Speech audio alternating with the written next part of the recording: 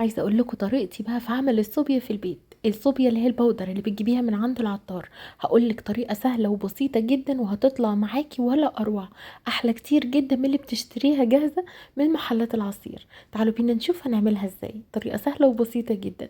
هنستخدم الخلاط في الوصفه دي. انا هحتاج كميه الميه قد كميه الحليب. يعني انا هحتاج كوبايتين من الميه الساقعه وكوبايتين كمان من الحليب الساقع.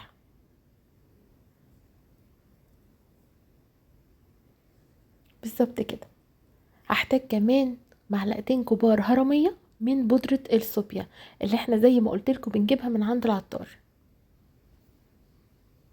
اهم حاجة المعلقتين يكونوا محترمين مليانين على الاخر زي ما انتوا شايفين كده بالظبط.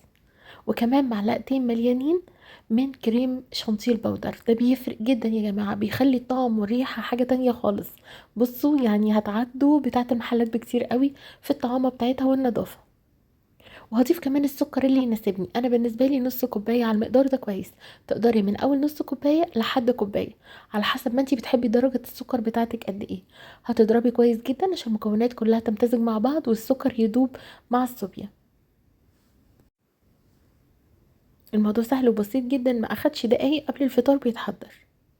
احطه بقى في ازايز او في الدرق بتاعي او في الشفشق اللي انتي عايزاه. هتحطيها في التلاجة لحد وقت الفطار. سهله وبسيطه وطعمه طعامه. تحسوا كده ان انتوا بتشربوا حاجه كده غنيه قوي ريتشي جدا. بصوا فيها طعم كده لذيذ، لازم تجربوه وتحكموا بنفسكم. انا من عشاق الصوبيا على فكره، بموت فيها بحبها جدا. جربوها وان شاء الله تعجبكم جدا. قولولي انتوا بتعملوها بنفس الطريقه ولا ليكوا طريقه تانية؟ اكتبولي في الكومنتات وحابه جدا اتعرف عليكم. لو الفيديو عجبك لايك وشير ليه. اشوفكم ان شاء الله في فيديو جديد ووصفه جديده. كل سنه وانتم طيبين ورمضان كريم. باي باي.